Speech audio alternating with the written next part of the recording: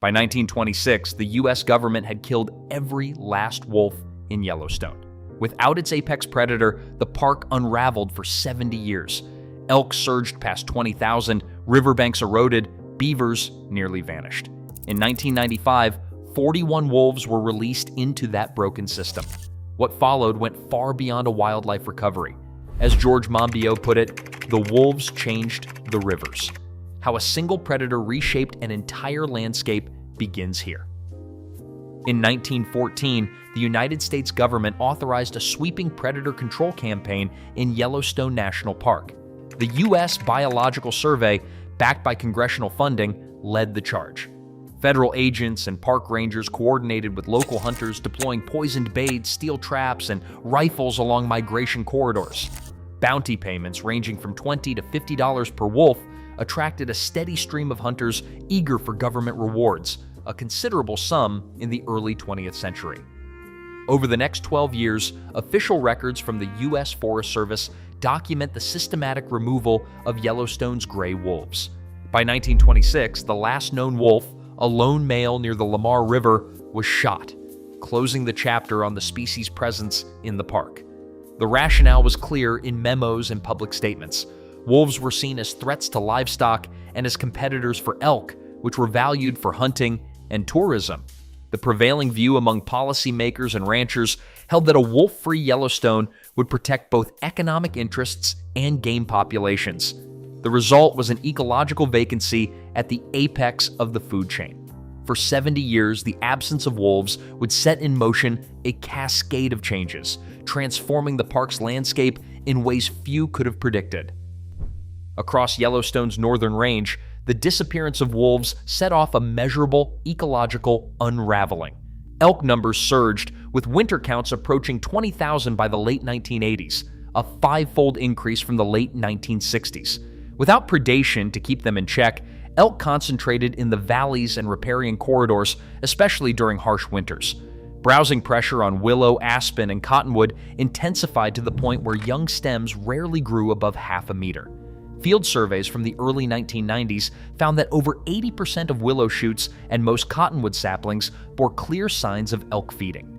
The suppression of these woody plants had cascading effects. Stream banks, once anchored by dense root networks, began to erode more sharply. Hydrological monitoring recorded increased sediment loads and higher turbidity in the Lamar and Yellowstone rivers, as bare banks sloughed soil into the channels with each spring flood. Channels widened and became less stable, losing the complexity that supported fish and aquatic insects. Beavers, which depend on healthy stands of willow and cottonwood for food and dam construction, vanished almost entirely. By 1995, only a single active beaver colony remained on the northern range, down from dozens in previous decades. Without beaver dams to slow water and create wetlands, river systems lost their natural buffers against erosion and drought. The ecosystem, once shaped by a dynamic interplay of predators, herbivores, and engineers, now showed the unmistakable signs of imbalance. A landscape dominated by elk, stripped of its stabilizing vegetation, and missing the keystone species that had once kept the system in check. On January 12, 1995, 14 gray wolves captured from Alberta and other northern packs were released into Yellowstone National Park under the authority of the Endangered Species Act, Section 10J.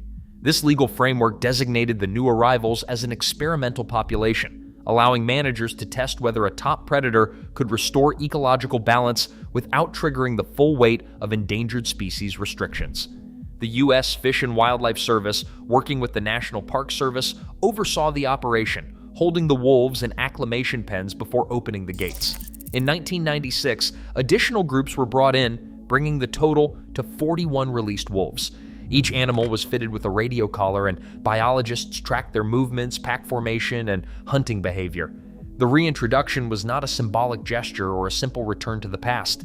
It was a deliberate, closely monitored ecological experiment designed to test the theory that apex predators act as keystone species, organisms whose influence extends far beyond their own numbers.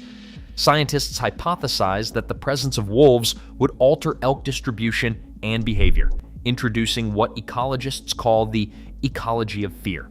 This intervention set the stage for a chain reaction that would soon be described in George Monbiot's words, "The wolves changed the rivers." Within just a few years of the wolf reintroduction, the ecological response in Yellowstone's river corridors became measurable through a series of monitoring records. As wolf packs established territories and began hunting, elk altered their grazing patterns, especially in the most vulnerable riparian zones. Field surveys documented a sharp decline in browsing pressure on willows, aspens, and cottonwoods. Young aspen stems, which had remained stunted for decades, began to outgrow the reach of elk. By 2001, the tallest aspen in some study plots exceeded 2 meters, 5 times higher than pre-wolf averages. Ripple and Bechta's 2012 synthesis found willow crown volume in certain sites increased by over 1,000% within 2 decades, with browsing rates dropping from near total to less than 20%.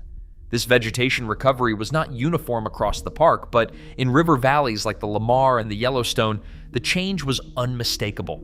Cottonwoods, which had failed to recruit new saplings above 5 centimeters in diameter for more than 60 years, finally began to regenerate. The monitoring record shows that by 2010, new cohorts of cottonwood trees were taking root along stream banks that had been bare for generations.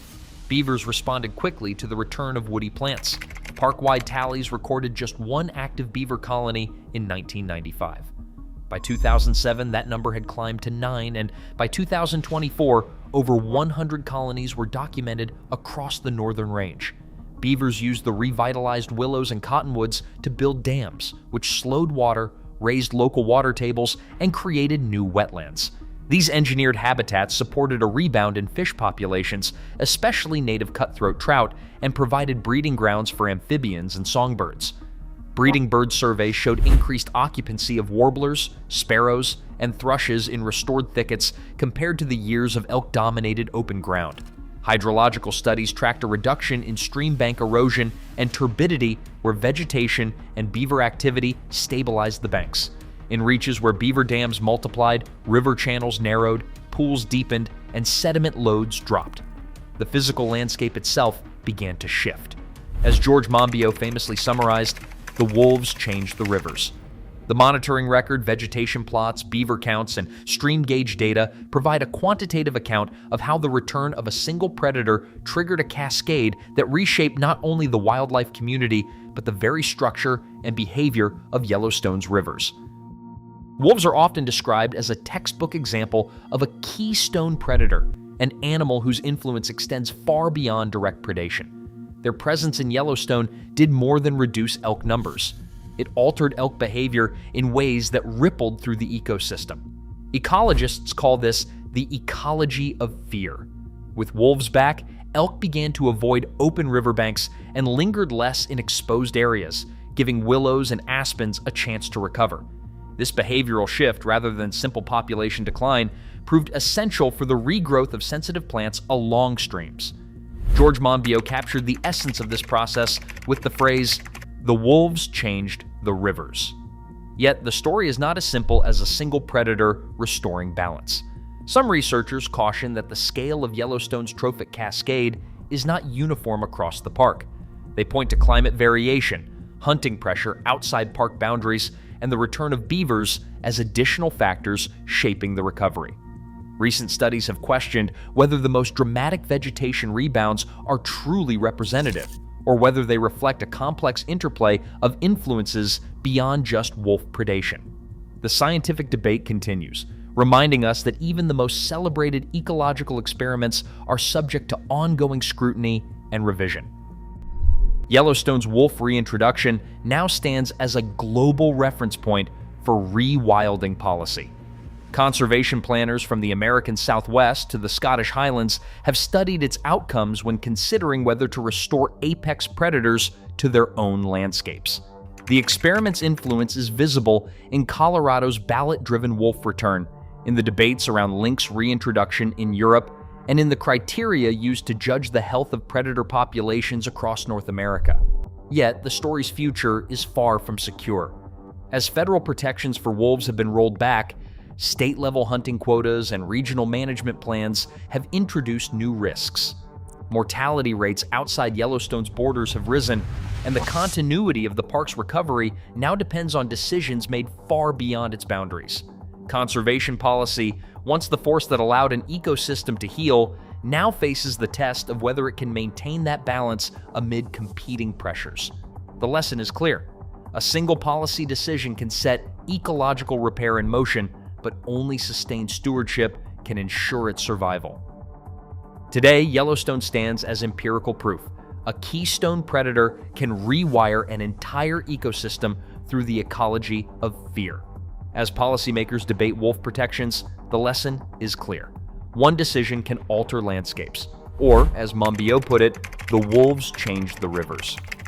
What decisions will we make next?